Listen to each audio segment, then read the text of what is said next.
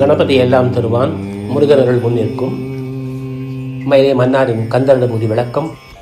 எந்தாயுமெனக்கருள் தந்தையு நீ சிந்தா குலமானவை தீர்த்தெனையாள் கந்தா கதிர்வேலவனேயுமையாள் மைந்தா குமரா மறைநாயகனே.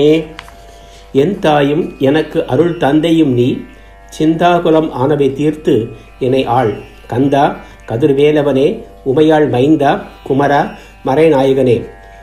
மயிலை மன்னார் வந்து உட்கார்ந்த உடனேயே மடமடவென பாடலை படித்து அதை பிரித்தும் சொல்லியும் அவனை கட்டி கொண்டேன். பரவாயில்லையே, இது வரைக்கும் சொன்னதுக்கு ஒரு பலன் இருக்கு போட்டிருக்க என்று தன்னை அறியா ஒரு மகிழ்ச்சியுடன் என்னை அணைத்து கொண்டான் மன்னார். சரி, இப்போ பாட்டை பார்க்கலாம். வரியிலேயே ஒரு பெரிய விஷயத்தை சொல்கிறார் அருணையார். என் தாயும் எனக்கு அருள் தந்தையும் நீ. ஆத்தா கிட்ட எப்பவுமே ஒரு தனியான உரிமை வந்துடும். எனக்கு ஒரு நல்லது பண்ணுறதை தவிர வேறு வேலையே இவளுக்கு கிடையாதுன்னு ஒரு நம்பிக்கை நமக்குள்ளே வந்துடுது. மற்றவங்களுக்கெல்லாம் கொடுக்குற மரியாதை கொடுக்காம ஆத்தான்னு நேரடியாக சொல்லிடுவோம். அன்பு ஜாஸ்தினால் வர்ற வார்த்தை அது. அத்தையே தான் இதுலேயும் சொல்கிறாரு அருணகிரியார் என் தாயின்னு. அத்தையே நைநாட்டு வர்றப்ப பார்த்தியான்னா ஒரு கூடுதல் மரியாதை தானாக வந்துடும். அன்பு செலுத்துகிற அம்மா கிட்ட உரிமை அதே அப்பாட்டுன்னு வர்றப்போ அருள் பண்ணுற தந்தையேன்னு பணிவாக சொல்கிறார். இந்த ரெண்டு வார்த்தைக்குள்ளேயே பெற்றவங்களை எப்படி மதிக்கணும், எப்படி அவங்கக்கிட்ட போகணுன்றதை கோடி காட்டு சொல்லியிருக்காரு பார். என்கிட்ட அன்பு காட்டுறவனு நீ தான், எனக்கு அருள் பண்ணுறவனு நீ தான், அதனால் நீ தான் எனக்கு ஆத்தாவும் நைனாவுமாக்கிறேன்னு பாசமாக கூப்பிட்றாரு அருணையார். இப்போ அவருக்கு பெரிய கவலை பிடிச்சி ஆட்டுது. இந்த உலகத்தில் இருக்கிற மக்களெல்லாம் இப்படி தறிகட்டு போய் அலைகிறாங்களே, எல்லாத்தையுமே தன்னோட அறிவுனால் சமாளிச்சிடலான்னு கர்வம் பிடிச்சி திரியிறாங்களே, அந்த யமம் பாச கவுத்தை எடுத்துக்கின்னு தன்னோட மீசையை முறுக்கிக்கணும் கிளம்புறாமவனேன்னு வரக்குள்ள இந்த பாடா போன அறிவை வந்து காப்பாற்ற போகுது. இதை புரிஞ்சிக்காம இப்படி தனக்கனம் பிடிச்சி மயங்குறாங்களேன்ற கவலை தான் அது. அதை பற்றி யோசனை பண்ணி இவர் மனசு கிணத்து போயிடுது. அதைத்தான் சிந்தாகுலம்னு சொல்கிறார். முன்னாடி ஒரு தப்பா சொல்லியிருக்கேனே, ஆகுலம்னா கவலைன்னு. இப்போ சிந்தை ஆகுலம் தாங்காட்டிக்கு மனக்கவலை வந்து சிந்தையில் வந்து கவலை வந்து ஆட்டுது வர.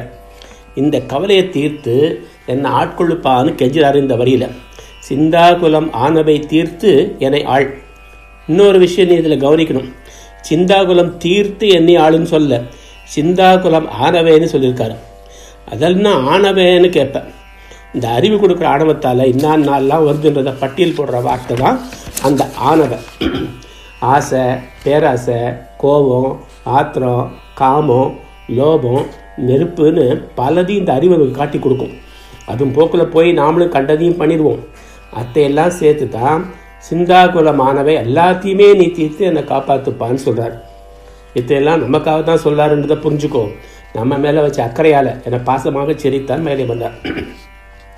அதெல்லாம் சரி மன்னார். இப்போ அதுக்கும் அடுத்தாப்புல வர வரிக்கு என்ன சம்பந்தம் என கேட்டேன் நான். அருணகிரியார் ரொம்ப ரொம்ப பெரிய ஆள்.